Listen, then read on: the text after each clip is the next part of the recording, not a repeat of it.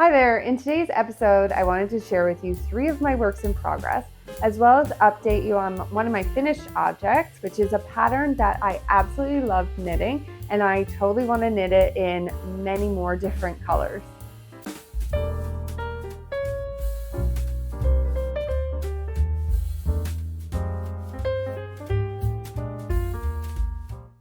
Hi there, welcome back to Knitting by the Bay. My name is Christy, and this is my making podcast where I talk mostly about knitting, but sometimes other crafts like cross stitch, sewing, embroidery, whatever I'm into at the moment.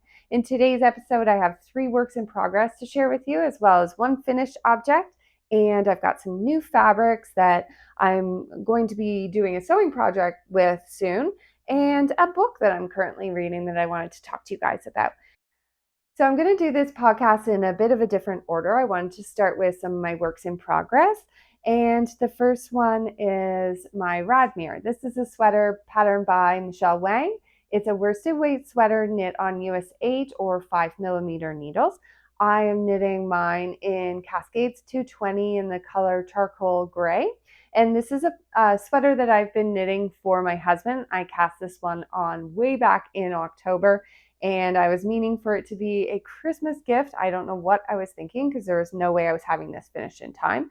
But now I'm thinking maybe it will be a birthday present because his birthday is coming up in August. So I think I should have this one done by the end of July probably. So yeah, it'll be a perfect birthday present, I guess, for him. And so yeah, the reason why it's been taking me so long is because it is an all over cable sweater, and it's a man size, so it's a little bit more knitting. And I think, yeah, mostly it's that it's all over cable knitting. And so I started to wonder if maybe trying to knit cables without a cable needle might make it a little bit faster. So I've never knit without a cable needle, and I started looking into it. So yeah, I wanted to talk to you guys a little bit about today's sponsor, Craftsy. Craftsy is an online community of creative, like-minded makers where members can find endless inspiration, advance their skills, and discover their new favorite hobby. So I wanted to learn about cable knitting without a cable needle to see if it would actually be faster and if I would enjoy the knitting experience at all. So I checked out Craftsy because I know Craftsy is your go-to place for all things creative. And I found a really cool class by the instructor Mary Beth Temple, and it's called Advanced Cable Knitting, Learn to Cable Without a Needle, Create Reversible Patterns, and Add Color Work. And I watched her class and I wanted to try out some of her techniques on my Radmere sweater. She does a great job showing you exactly how to hold and move the stitches so you don't need a third needle at all. I've been giving it a try, and while I'm not sure it's actually faster for me yet since I've gotten pretty comfortable with the usual method, I think it will speed up with a little bit more practice.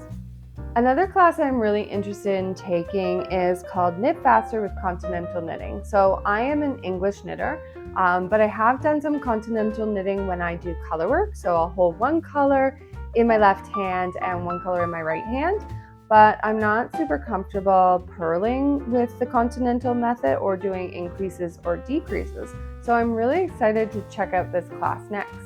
The first 1,000 of my subscribers to click the link in the video description will get a full year of premium membership to Craftsy for only $1.49. So I'm currently working on the sleeves, and I'm working them 2 at a time on one needle because I just felt like that would be make it seem like it goes by a lot faster. So you don't get stuck on sleeve island and you finish one sleeve and it's like, oh my gosh, I have a whole other sleeve to finish now. So I'm just doing them at the same time. And it seems to be going faster for me, at least in my mind it is. So right now I'm working on doing the shaping, the decreasing for the shoulder cap. So I've worked all the way to the underarm, and now I'm just doing decreasing to shape this sort of shoulder here. And so in the pattern, it tells you to do what's called a sloped bind off. And I talked about this in one of my previous episodes and how you do it. So you basically knit across, and then you don't knit your last stitch. You leave it on the needle and you turn, and then you slip it over to the other needle, knit the next stitch, and then slip it off the needle. if that makes sense at all. So it's a technique so that you don't get this sort of step here. If you were to do it just the regular way, it would create a step like this, which can make it a little bit harder when you're trying to seam the garment together. And so I will show you this is the back, and I'll show you how that looks on the back here. So you can see this where I was decreasing for the sleeve area, how smooth that looks when you do it with the sloped bind off method. It just is so nice and smooth there. Well, when I'm working on the sleeves 2 at a time, because I'm going across on the same needle, I couldn't leave that one stitch and not knit it because I had to go to the next sleeve, if that makes sense. Or I couldn't figure out how to do it. It was a little bit confusing to me, and I thought I was going to get too messed up if I left that one stitch. I don't even know if I could do that. So I'll show you guys why doing a slope bind off is a really good idea. So here's my sleeve without the slope bind off, and you can see all those steps there. So it definitely makes it look a lot better, a lot smoother if you do it that technique. And yeah, I think actually when I seam it all together, it's going to be fine. I will just seam around the jagged steps there, so you won't see that, but it does make it a lot easier to seam everything together. Anyway, so that is what I've got going on with Radmere. I don't think there's anything else I wanted to say about it other than once I finally cast off the sleeves, I will be blocking all the pieces to the right sizes, and then I will be seaming them all together. And finally, I will be picking up stitches to knit the shawl collar and the button bands on it. And I still have to, well, me and my husband, he's going to be choosing some buttons that he wants to go on the cardigan last as well. So that is what I have with the Radmere. All right, so let's move on to my next work in progress, which is the Cumulus Tee. This is a pattern by Petite Knit. It is a fingering weight top, and it's got a very nice V-neck collar to it and a short sleeve. I am knitting mine using Sandnes Garn Line in the color Blue Hydrangea. And yeah, I'll show you what I've got so far. It's really hard to see, I'm sorry, because I've got it on the needle still. But this is what I'm working on. So I'm still working on doing the increases to shape the V-neck. And yeah, I haven't separated for sleeves yet. I'm really excited for when I get to do that, because then I get some nice, easy, relaxing stockinette instead of doing, purling and knitting. I get to do some stockinette. So I'm looking forward to that. And yeah, it's been a lot of fun. I talked on my last podcast about the raglan increases and how they were creating these bigger holes that I didn't necessarily love. And so I asked you guys for your opinion why you thought that I was getting these holes. And I got a lot of great comments on that. And so I think the consensus is I got the most comments saying that the reason I'm getting these holes is from these big stitch markers. And so a lot of people recommended that I get some of those light bulb stitch markers, which are much thinner, and that won't create this gap in between where I'm doing that increase, which I was thinking, yeah, I think it's to do with these stitch markers, but I'm very happy to have that confirmed by you guys. So thank you guys so much for all of your comments. I received tons of comments on my video about summer knits that I was really wanting to cast on. And you guys left some comments about your favorites out of there. And I was doing a contest or a giveaway on that one for anybody to leave a comment down below. And so I wanted to announce the winner of that contest, and I'll put it up on the screen here. You are the winner. So I will, please send me an email either here or on Ravelry or on my Instagram. All of those are linked down below, so you can find it there. And let me know which pattern you would like so I can gift that pattern to you. And thank you everybody else who entered the giveaway. So yeah, that's all I wanted to say about my Cumulus Tee. I'm having a lot of fun. I love this color, and I definitely would love to knit another one of these, but probably not this summer, but maybe next summer, maybe every summer I will knit a new Cumulus Tee in a different color. All right, my last work in progress is my socks I'm working on. These are the Clawsome Lobster socks. This is a pattern by Stone Knits, and it's a fingering weight pattern here, and this is what I've got so far. So I think they'll look a lot better when it's blocked. This is my first one. I haven't started on the second one yet. I'm just finishing up the first one. And so I did a little modification. She has you knit 2 rows of lobsters, and I decided I just wanted like an ankle sock. So I just did 1 row of lobsters. And then you have a short row heel here. And then I'm going to have 3 rows of lobsters before I do the toe.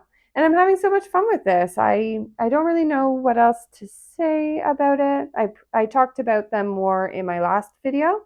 And so, yeah, I'm just working away on these. I'm really excited. I'm going to be knitting. I just purchased some yarn to start another pair of colorwork socks. So I got to get these ones finished quickly because I'm really excited for that yarn to get here. And it's another pattern by Stone Knits, but I'll talk more about that when I've got some progress done on those. All right, so now I wanted to share with you my finished object that I'm super excited about. I absolutely love this. I've got it on a hanger. I would definitely not keep this on a hanger normally, but I just wanted to be able to show you guys what it looks like. So here is my finished Dartmore V-neck. I think it's called Dartmore V-neck, and this is a pattern by Cadre.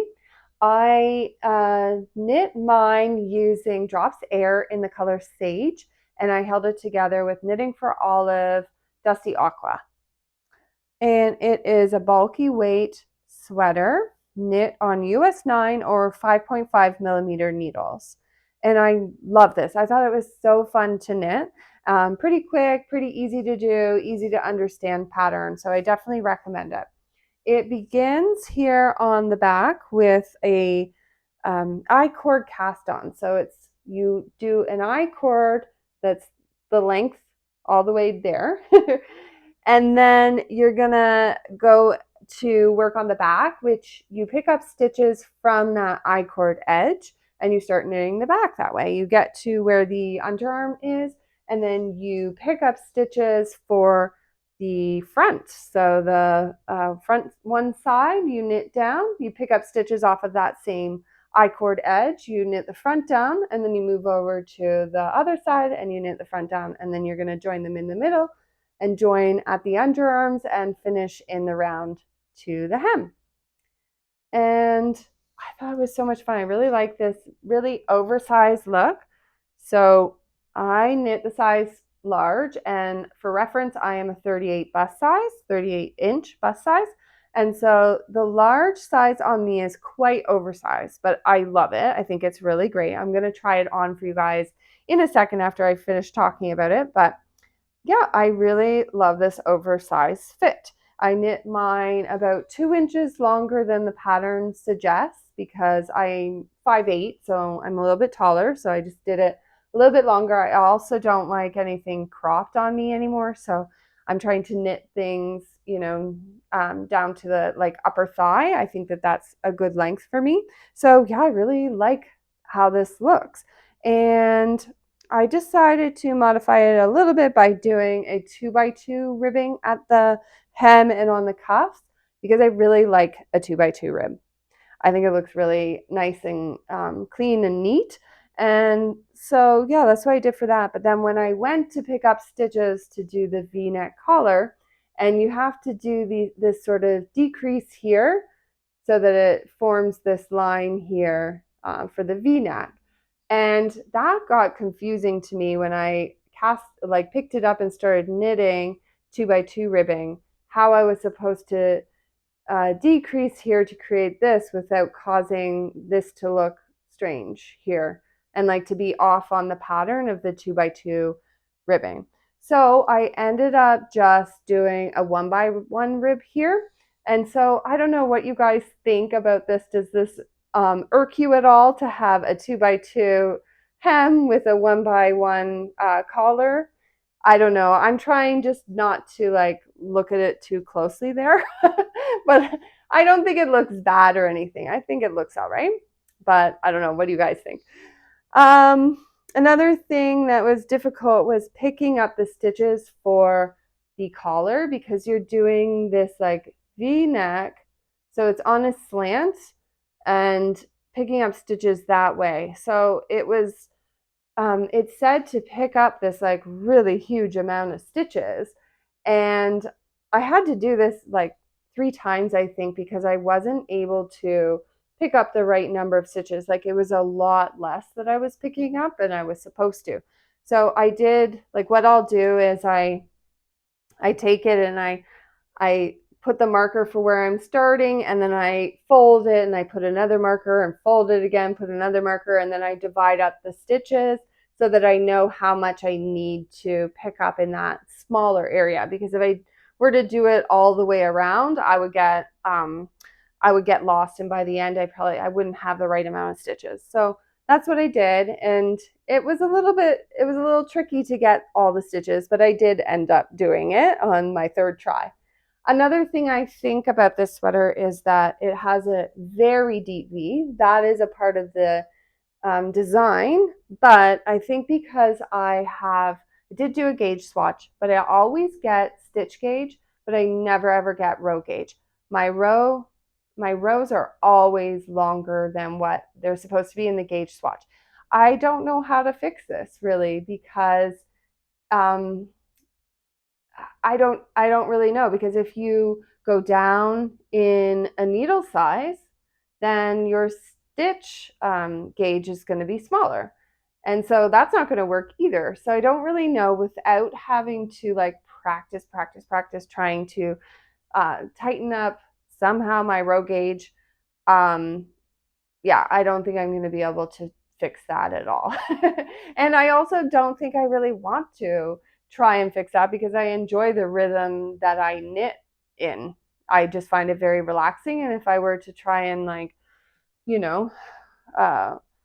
concentrate too hard, I don't think it would be relaxing anymore. So I have an even deeper V than what the pattern shows. But I don't mind. I think it looks great. I'm going to try it on for you guys now. So here is my Dartmore. I'll stand up and show you guys.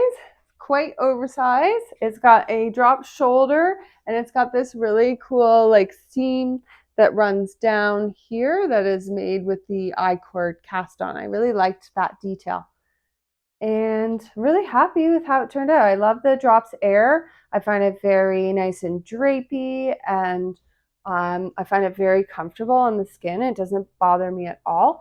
I did use some knitting for olive mohair held together with it, and that does prickle a little bit. I find it a little bit scratchy. But other than that, I think it's a very comfortable sweater to wear. And I'm going to put up a video of me wearing it so you can see how it moves and everything.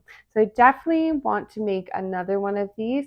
I would probably use the drops air again. I do like there's like a purpley color that I'm interested in making it in, or maybe like a nice light gray color too. So another thing that I wanted to say about the Dartmore sweater is I was working on the second sleeve and I ran out of the drops air. So I went to my local yarn store and she had some more there. And of course I didn't write down the dye lot of this, the original ones that I bought. So I didn't have that, and I just picked up one ball of what she had there. And of course it wasn't the same dye lot. And I start knitting and I don't really realize, because I'm knitting at night and I can't really tell the color that well. But then in the morning I go and I try on what I've got so far, and this sleeve is much darker than the rest of the sweater. And I got probably almost down to the ribbing finished, and I was so upset. And then I was talking to my son about it and like, oh, like, look what happened. And he was so encouraging. He's like, do not give up, Mom. Do not give up. It looks so good. I can hardly tell. Well, you could really tell, but he was like, I can hardly tell. If you don't like the sweater, just finish it. Just finish it. And if you don't like it, I'll take it. I want it. He was just so encouraging. It was so sweet. But I ended up, I did have some of the first dye lot of this yarn. It was just in my Soho sweater that I had unraveled. I had a little bit of that left, so I ended up going and unraveling the rest of it and having enough to finish the sleeve, thank goodness. But yeah, it's tricky to unravel when you've used two yarns together. Like I had the Drops Air and the Knitting for Olive mohair together for that Soho blouse as well, and trying to unravel that and then put it back into some sort of a ball that you can work from is difficult. So what I did was I just held on to the sweater. I put one yarn, I think the mohair on my Swift, my yarn Swift, and then one strand from the Drops Air onto my ball winder, and then I just like, you know, slowly did it and then wound them both together until I had like two separate balls. But it took quite a while, and that's why I hadn't done it up until then. But yeah, I'm glad that I did, because I was able to get the rest of the sleeve finished with that dye lot. So yeah. All right, so that's all of the knitting content that I have to share with you guys today. Now I wanted to show you some of the fabric that I just picked up. So this is the new really cute fabric that I got from a store called Thread Count Fabrics. They're a Canadian store. So I was able to find this really cute pattern fabric, and I will link it down below too if you're interested in getting some. And then I purchased some of this to go with that fabric. So these are little mushrooms. I thought that that would be really cute, and put it together so you can see. I thought that that would be so cute. So I'm going to be making a bag that I want to use to put my sock knitting in. And it's like a little bag that you loop around your wrist so that you can like walk and knit at the same time. So I thought that that would be a really cute fabric to make one of those in. And so I'm going to share that with you guys on another episode once I have that finished. To you guys about the book that I'm reading right now, which is The Maid. This is a book by Nita Prose. She's a Canadian author, and I talked about her book on one of my past episodes because my mother-in-law absolutely loved her books. There's a 3-book series, so this is the first one, and I found out that the author was coming to a place local to us, so I got us tickets to go and listen to her like author talk. And I hadn't read the books at that time, and I was just going, you know, to go along with my mother-in-law. But she was so funny and so friendly, and like it was such a great talk. I've never been to one of those before, but I thought she did like such a great job and really convinced me that I really had to read this book. So I ended up buying the first one in the series, and I also bought this cute little hardcover book, which is called The Mistletoe Mystery. It's a novella, so like a short story, and it's a standalone, but it is about the same character that is in The Maid. And yeah, so I got these 2 books, and then we waited in line for a very long time, and we got our book signed by her, and it was such a nice experience. So I finally finished one of my other books, and I was able to start this one a couple nights ago. So I'm really enjoying this first book. It's a cozy mystery style, and the main character is so so lovable. It's a really great book so far. So I definitely recommend that you pick up this book if you haven't read it already. Well, that's everything I have to share with you guys today. Thank you so much for joining me. I hope you're able to get some inspiration from some of these projects. And until next time, happy crafting, everyone. Bye.